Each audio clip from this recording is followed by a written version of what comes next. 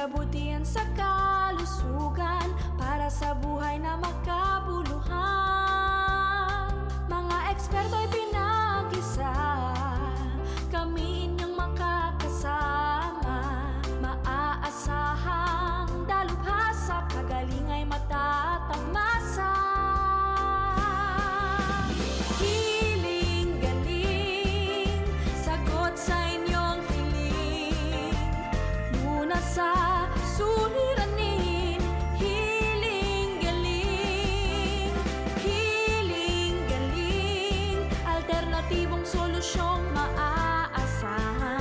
Siyensya para sa ating kaalaman. Hiling-galing, sagot sa inyong hiling. Lunas sa suliranin, hiling-galing. Hiling-galing, alternatibong solusyong maaasahan. Siyensya para sa ating kaalaman. Hiling-galing.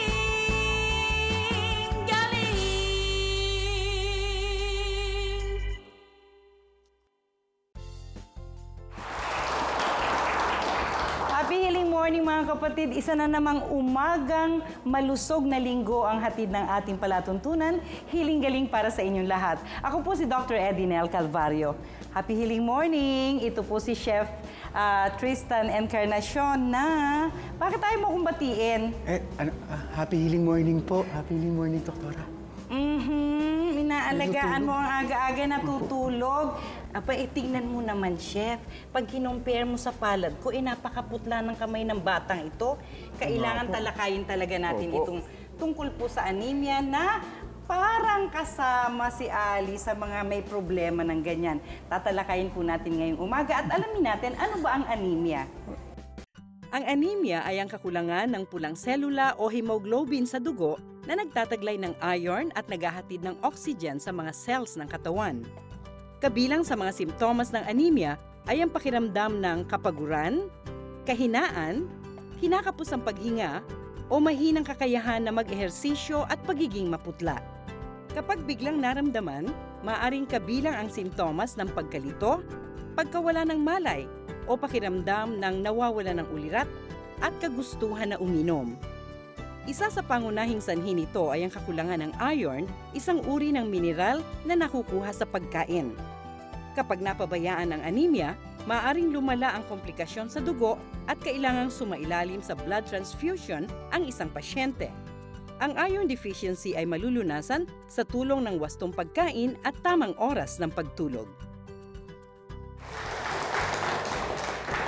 Matapos po nating malaman ang mga bagay-bagay tungkol sa anemia, narito na ang anemic.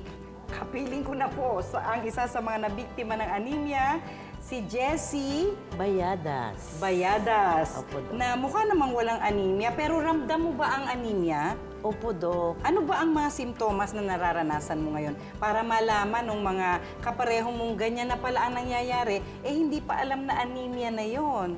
Hindi po ako nakakatulog ng tama, Dok. Ibig sabihin, hirap kang kumuha ng tulog. Yes, Dok. Okay. Tapos, paputol-putol ang tulog. Opo, Dok. Hindi kasing himbing nung iba na pag natulog, umaga na ang gising. Opo, Dok. Okay. Ano pa? Minsan po, Dok, nahihilo ako. Ayun, palagay ko hindi lang minsan. Okay. Ano yung sinasabi ni Jessie na pagkahilo? Ano po ang mga ehemplo nun? Yung nakayuko, biglang tumingala, hilo na. Opo, Dok. Nakaupo, biglang tumayo, nahilo na. Opo. May tumawag sa likuran at biglang lumingon, nahilo na. Ganon ang Opo, anemia, di ba? Alright, ano pa? Minsan po, Yung pagiging ginawin. Ay, yes, Oh. Dok. Nag-chill ako. Ayun, isa po sa mga palatandaan niya ng anemia. Nakita mo yung iba, nagtanggal pa nga ng kumot, ikaw nag-chills pa. Opo, Dok. Diba? O yun. So, hindi mo inattribute dati yon sa sakit mong anemia. Ay, hindi ko po kasi alam, Dok. O, paano mo nalaman na anemic ka na pala? Hanggang nadala ako sa hospital, Dok. Dahil? Dahil... Hinimatay ka na? Opo, Dok. Nanginginig na ako. Hindi na mapigilan yung chills ko, Dok. Nilalagyan ng mainit na tubig yung paa ko. Hanggang aanuhan ako ng mainit talaga, magja-jacket, ganun po, Hindi na Dok. kinaya. Hindi So, na kinaya, Dok. So, dinala ka na sa ospital. Opo, Dok. Okay. And doon, na-find out na may anemia. O anong ginawa sa'yo sa ospital? Ano po, Dok, nilagyan po ako sinalinan po ako ng dugo. Hala, nakailang bags yan. 3 bags, Dok. Nako po. O, ayan ang inaabot ng mga taong, puyat ng puyat. Ano ka ba? Guilty ka ba doon? Opo, Dok. Okay. Anong oras ka kumatulog sa gabi? O minsan, Dok, 10, 11, Tapos ang gising mo? 4 o'clock. Oh, so kulang na kulang. Opo, Dok. As much as possible po mga kapatid, ay matulog tayo ng 8 oras. Yan.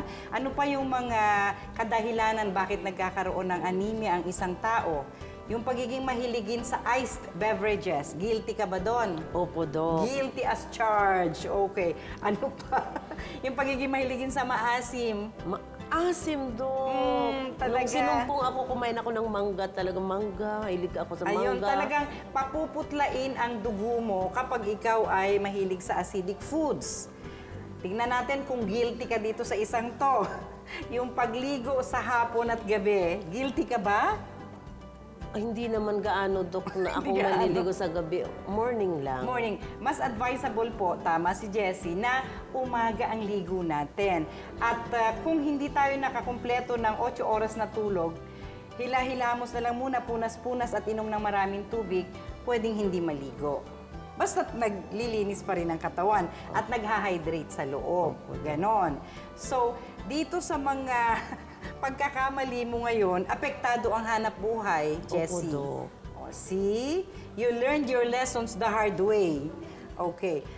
Kaya yung mga bawal na itinuturo natin dito sa Hiling Galing, masasabi mo bang itinigil mo na o tuloy-tuloy ka pa rin ngayon? At tinigil ko na, Dok.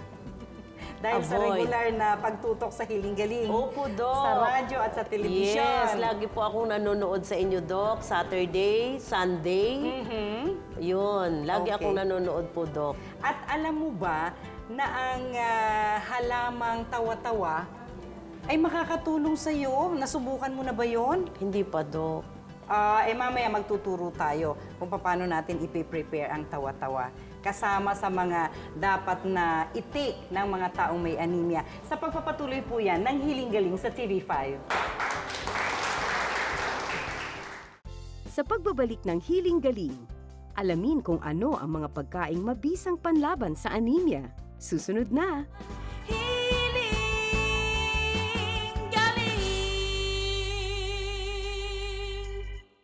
May hatid na kalusugan ang luntiang kalikasan.